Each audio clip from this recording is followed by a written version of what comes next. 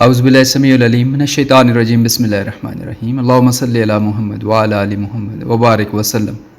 Darwin نے 1859 میں اپنی ایوولوشن کی تھیوری پیش کی۔ اس تھیوری کے مطابق اس دنیا کی ہر چیز بشمول زندگی حادثاتی طور پر یونی سیلولر سے ملٹی سیلولر بنی اور پھر ایوالو ہوئی۔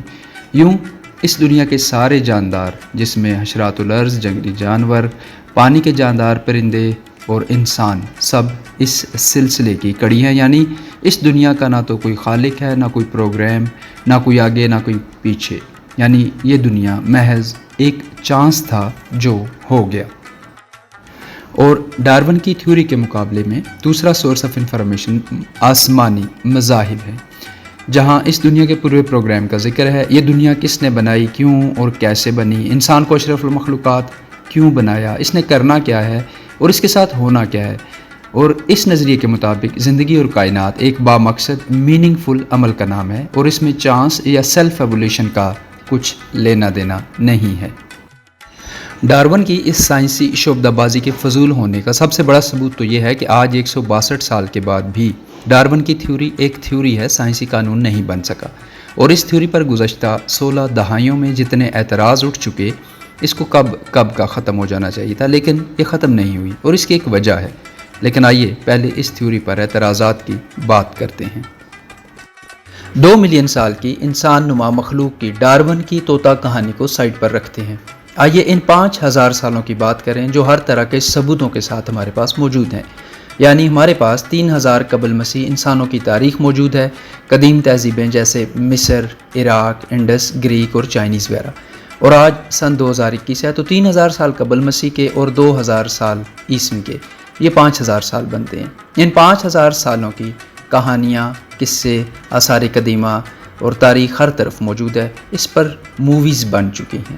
مذہبی تاریخ کی بات کریں تو اس میں ایک اندازے کے مطابق 4 سے 5000 سال قبل حضرت آدم اس دنیا میں تشریف لائے اور آخری پیغمبر محمد عربی رسول اللہ صلی اللہ علیہ وسلم۔ ان دونوں کے درمیان کے پیغمبران کرام کے قصے، آثار اور ثبوت تورات، انجیل اور قرآن میں ایک تواتر سے بیان ہوئے ہیں۔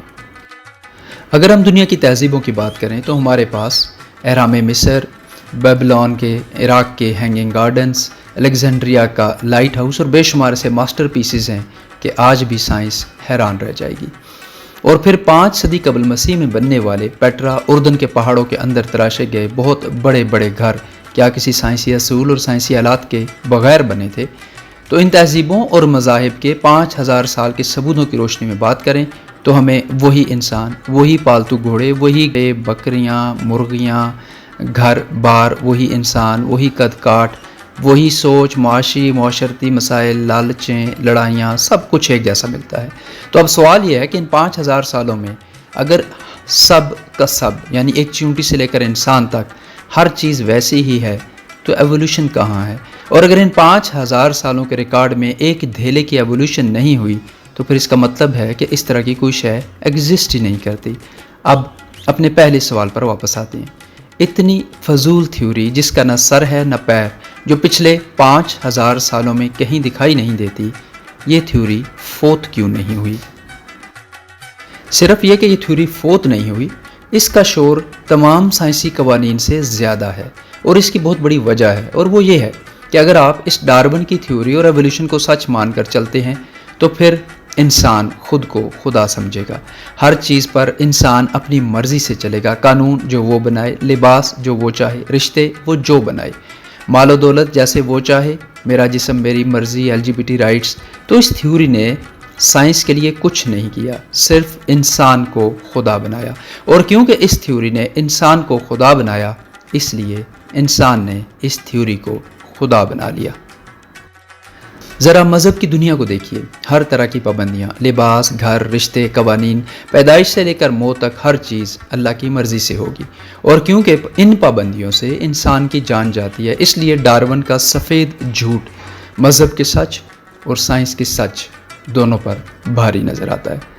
سیکولر دنیا کی ڈارون کے جھوٹ سے محبت تو سمجھ آتی ہے، لیکن پھر ہمارے ہاں بہت سارے علماء نے سائنس اور مذہب دونوں کو راضی رکھنے کے لیے ایک تھرڈ آپشن ایجاد کی اور بیچ کی صورت یہ نکالی کہ انسان کی ایوولوشن زمین پر ویسے ہی ہوئی جیسے یہ تھیوری بیان کرتی ہے، لیکن پھر ایک ورژن انسان کا آدم کی صورت میں آسمان سے اترا۔ اس تھیوری کے ساتھ بہت بڑا مسئلہ ہے، اور وہ یہ ہے کہ یہ فیصلہ اب کون کرے گا کہ کون سا انسان اللہ نے اشرف المخلوقات پیدا کیا اور کون سا بیچارہ ایولیوشن کے دھکے کھا کھا کر انسان بنا۔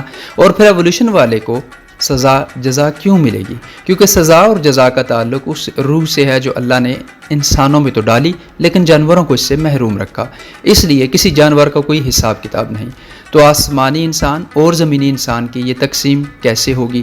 اس کا مطلب یہ بھی ہوا کہ زمینی انسان نے یعنی ڈارون والے انسان نے نہ تو کوئی وعدہ الست کیا، نہ فرشتوں نے اس کو سجدہ کیا، نہ اس کے لیے جنت اور دوزخ ہونی چاہیے۔ اور یہ ورژن اصولی طور پر ڈارون والی کہانی سے بھی زیادہ احمقانہ خیال ہے، اور اس پر بھی صرف انا للہ و انا الیہ راجعون ہی پڑھا جا سکتا ہے۔ تو اپنی بات کو ریپیٹ کرتے ہوئے کہ ڈارون کی تھیوری محض بغاوت الہی کا ایک بہانہ ہے، اس کا سائنس سے کچھ لینا دینا نہیں۔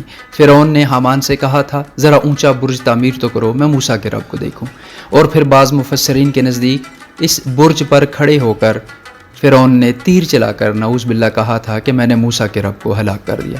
تو ڈارون صاحب نے خدا کے قتل سے بہتر صورت نکال لی، اس نے اپنی تھیوری میں خدا کے تصور کو ختم کر دیا، اور آج یہ دنیا 6 فٹ کے فرعونوں سے بھری پڑی ہے۔ انا للہ و انا الیہ راجعون۔ اللہ تعالیٰ سمجھ عطا فرمائے، آسانیاں عطا فرمائے، اور آسانیاں بانٹنے کی توفیق عطا فرمائے۔ آمین یا رب العالمین۔